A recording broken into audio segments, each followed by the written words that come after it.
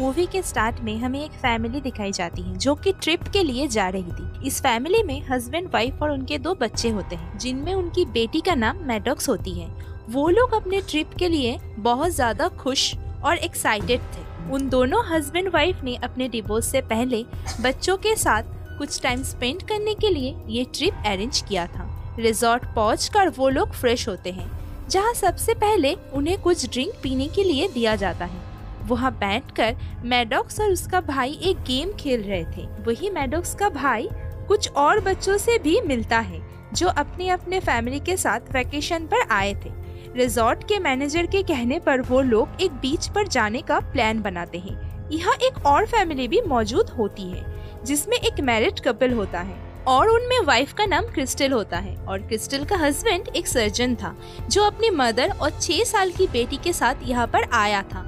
ये लोग भी बीच पर जाने के लिए तैयार थे। वो सब एक बस में बैठकर बीच के लिए निकल जाते हैं। ये लोग जंगल के बीच बने रास्ते से गुजरकर बीच पर पहुँच जाते हैं। ये लोग वहाँ जाकर बहुत खुश थे क्योंकि उन्हें ये बीच काफी पसंद आता है। सब लोग अपनी अपनी हिसाब से सेटल होने लगते हैं। वहीं पर उन्हें एक और कपल भी मिलता है जिसमें वाइफ का नाम पैट्रिशिया था।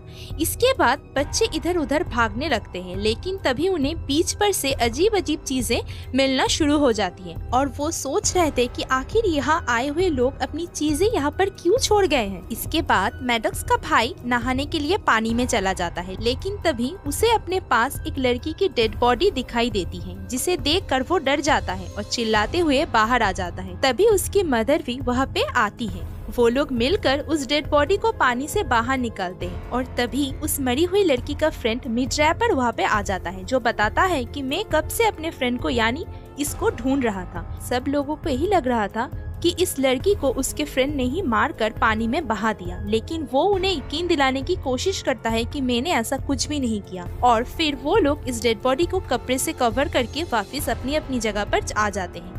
तभी क्रिस्टल अपने हस्बैंड यानी सर्जन को आकर बताती है कि तुम्हारी मदर की तबीयत ठीक नहीं है। और जब वो सर्जन अपने मदर के पास जाता है तो वो उन्हें पहले से भी और ज्यादा ओल्ड पाता है। वो अपनी मदर को बचाने की काफी कोशिश करता है, लेकिन उसकी मदर नहीं बच पाती, जिसकी वजह से उनकी वहीं पर मौत हो जाती है। वह पैट्रिशिया का हस्बैंड ट्रीज को काट कर बनाए गए रास्ते से बाहर निकलने की कोशिश करता है, लेकिन तभी उसे चक्कर आता है और वो वापस बीच पर ही गिर जाता है। अब मरी हुई लड़की का फ्रेंड यानी मिड रैपर भी यहाँ से भागने की कोशिश करता है, जिस पर वो सर्जन उसके पीछे भागता है, लेकिन थोड़ी दूर जाते ही अचानक से उन्हें हेडेक होने लगता है, जिसकी वजह से वो बेहोश हो जाते हैं और होश आने पर वो दोबारा से खुद को बीच पर ही पाते हैं। कुछ देर बाद मैडॉक्स की मदर को अपने दोनों बच्चे कहीं भी दिखाई नहीं देते। तब वो उन्हें ढूंढते ढूंढते पैट्रिशिया और उनके हस्बैंड के पास आ जाते हैं, जो कि वहाँ पे बैठकर किसी से बातें कर रहे थे।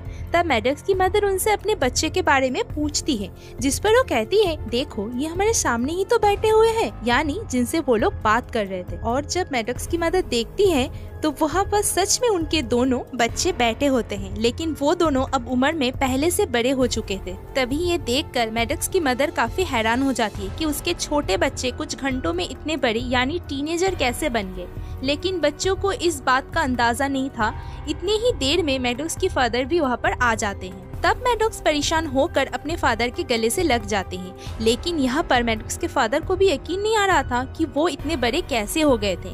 अब वो ये सब देखकर काफी परेशान हो जाते हैं। अब आहिस्ता आहिस्ता उनकी उम्र बढ़ने लगती है, यानी जो पहले से बड़े थे उनके फेसेस पर रिंकल आने लगते हैं, जिसकी वजह से वो बूढ़े दिखने लगते हैं। सेम इसी तरह बच्चे भी अपने उम्र से बड़े हो जाते हैं। इसके बाद मैडॉक्स का भाई और क्रिस्टल की बेटी एक टेंट में चले जाते हैं और वहाँ सब लोग इस बात का पता लगाने की कोशिश करते हैं कि आखिर ये क्यों और कैसे हो रहा है। तभी सर्जन को मिड रैपर पर डाउट होता है, इसलिए वो गुस्से में आकर मिड रैपर पर अटैक कर देता है, जिससे उसके फेस पर चोट लग जाती है। इसके बाद पैट्रिशिया का हस्बैंड आराम से उसे उसका नाम पूछता है। तब वो अपना नाम मिड रैपर ही बताता है।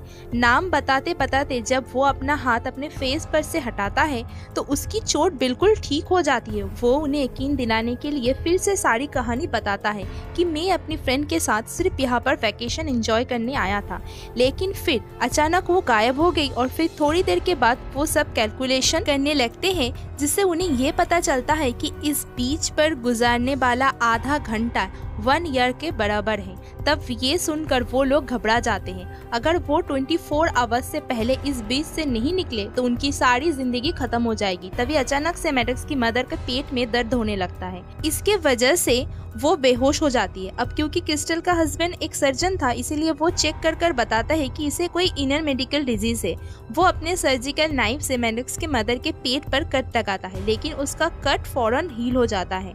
तब वो सर्जन दोबारा कट लगाता है और इस बार वो सब लोग अपने हाथों के मदद से उस कट को खुले रखने की कोशिश करते हैं। सर्जन उसके पेट से एक स्टोन निकालता है। स्टोन निकालने के बाद वो कट फौरन हील हो जाता है। इसके बाद मैडक्स के मदर को होश आ जाता है और वो थोड़ा बेटर फील करती है। इसके बाद मिडरैपर अपने फ्रेंड के डेड बॉडी के पास दोबारा जाता है और उसका कपड़ा हटाकर देखता है, लेकिन वहाँ पे डेड बॉडी की जगह स्केलेटन पड़ा हुआ था। तब उस स्केलेटन को देखकर मैडक्स की मदर बताती है कि मरने के बाद डेड बॉडी को गर्मी में सड़ने के लिए कम से कम 7 इयर्स लगता है। इसका मतलब ये है जब से वो इस बीच पर आए हैं उन्हें यहाँ पर 7 साल का अरसा गुजर चुका है। लेकिन कोई भी ये बात समझ नहीं पा रहा था कि आखिर ये सब कुछ होने की वजह क्या है। इन सब के बाद मैडक्स का भाई और क्रिस्टल की बेटी अपने टेंट से बाहर निकल कर आते हैं, लेकिन क्रिस्टल की बेटी अब 6 ईयर की बच्ची नहीं बल्कि बड़ी हो चुकी थी और हैरान की बात तो ये थी कि वो प्रेग्नेंट है। तब ये देख के उनके पेरेंट्स और ज्यादा परेशान हो जाते हैं कि ये सब इतनी जल्दी क्या हो रहा है कि तभी अचानक से क्रिस्टल की बेटी की तबीयत खराब होने लगती है और इसके बाद उसका बेबी हो जाता है। बेबी के बर्थ होने के बाद उन्हें और ज्यादा जल्दी थी यहाँ से बाहर निकलने की। तभी अचानक से पैट्रिशिया की चिल्लाने की आवाज सुनकर सब लोग भागते हैं। तब वो लोग देखते हैं कि सर्जन ने मिडरैपर को मार दिया है, इसीलिए अब वो सब लोग उस सर्जन से डरने लगते हैं। लेकिन मैडक्स का फादर हिम्मत करके उस सर्जन के हाथ से नाइफ ले लेता है। वो सर्जन अब खुद भी काफी ओल्ड हो चुका था। मैडक्स की मदर उसे पानी में डूब जाने के लिए कहती है क्योंकि इसके अलावा उनके पास और कोई रास्ता नहीं था। लेकिन जैसे ही मैडक्स पानी में जाती है तो उसे पैट्रिशिया के हस्बैंड की डेड बॉडी मिलती है। तब ये देखकर मैडक्स डर जाती है और चिल्लाते हुए पानी से बाहर आ जाती है। तब वो लोग मिलकर उसके बॉडी को पानी से बाहर निकाल देते हैं, लेकिन तब तक काफी देर हो चुकी थी क्योंकि पैट्रिशिया का हस्बैंड मर चुका था। क्रिस्टल की बेटी अपने पैदा हुए बच्चे को देख रही होती है जो कि टाइम जल्दी गुजरने की वजह से ठीक से ग्रो नहीं कर पा रहा था और इसी वजह से वो बच्चा मर जाता है। तब मैडक्स का भाई उसे वहीं पर दफना देता है। इसके बाद क्रिस्टल की बेटी वहाँ से बाहर निकलने के लिए एक पहाड़ पर चढ़ने लगती है। यहाँ पर मैडक्स का भाई उसे ऐसा करने के लिए मना करता है, लेकिन वो उसकी कोई भी बात सुने बगैर ऊपर चढ़ने लगती है। लेकिन काफी ऊंचाई पर जाने के बाद उसे भी हेडेक होने लगता है और जिसके वजह से वो वहीं पर बेहोश हो जाती है। बेहोश होने पर वो इतनी ऊंचाई से गिरती है कि फौरन ही मर जाती है। इसके फौरन बाद पैट्रिशिया की भी तबीयत बहुत खराब होने लगती है। उसे अब एपिलेप्टी के काफी ज्यादा झटके लगने लगते हैं। इतने सारे झटकों की वजह से इसके पहले ही कोई उसकी हेल्प करने के लिए आगे बढ़ता उसके मुंह से झाग निकलने लगता है और वो वहीं पर ही फौरन मर जाती है। इसके बाद रात होने लगती है और अब सभी का डर बहुत ज्यादा बढ़ने लगता है और अब क्रिस्टल जो कि काफी खूबसूरत हुआ करती थी वो भी काफी ओल्ड हो चुकी है। रात होने पर वो लोग आग जलाकर सोने की तैयारी करने लगते हैं। मैडक्स के फादर को ठीक से नजर नहीं आ रहा था। मेनवाइल उसके मदर को भी ठीक से सुनाई नहीं दे रहा था।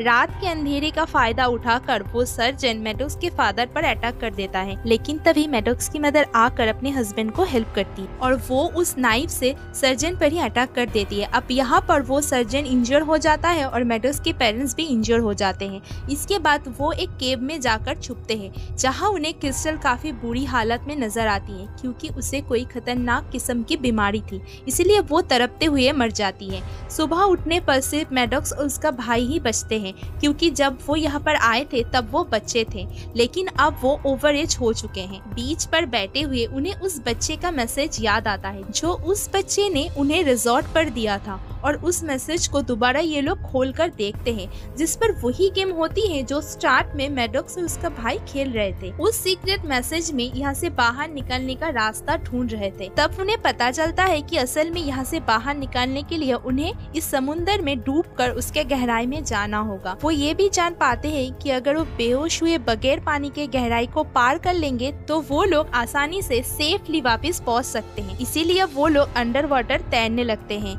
लेकिन गहराई में जाने के बाद मैडक्स के कपड़े कहीं पर फंस जाते हैं, जिससे वो लोग आगे नहीं बढ़ पाते। दूसरी तरफ रिजॉर्ट में एक दिन गुजर जाता है और कुछ लोग बीच पर कई लोगों को ढूंढने की कोशिश करते हैं, लेकिन जब उन्हें वहाँ पर कोई भी नहीं मिलता तो वो लोग ये सोच लेते हैं कि बीच पर सब लोग मर गए हैं। वो आदमी जो लोगों को मॉनिटर कर रहा था वो वहाँ से निकलकर वापस से लैब में आ जाता है।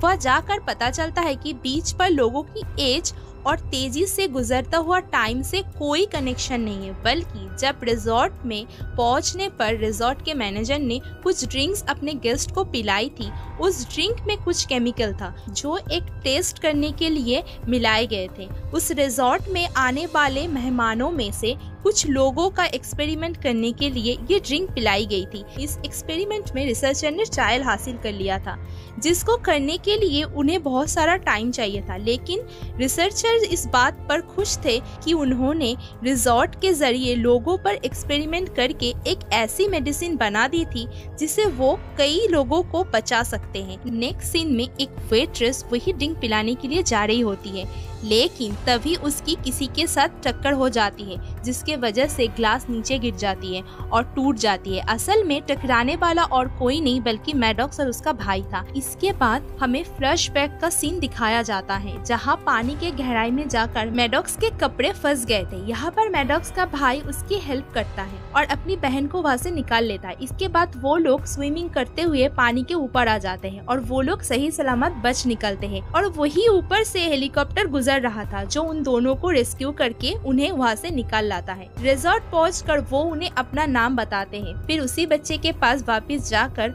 उसका दिया हुआ सीक्रेट मैसेज उसे दिखाते हैं। अब मैडॉक्स और उसका भाई उसी सीक्रेट मैसेज को रिजॉर्ट और उसके मैनेजर के खिलाफ पुलिस के सामने एविडेंस के तौर पर शो करने वाले थे और ये भी बताने वाले थे कि उनकी तरह और कितने लोग इस रिजॉर्ट में आज तक मिसिंग हैं, जिससे पुलिस रिजॉर्ट के मैनेजमेंट को अरेस्ट कर लेगी। लास्ट में मैडॉक्स और उसका भाई अपनी बाकी की जिंदगी गुजारने के लिए वापस चले जाते हैं और उनके जाते ही ये मूवी यहीं पर एंड हो जाती है।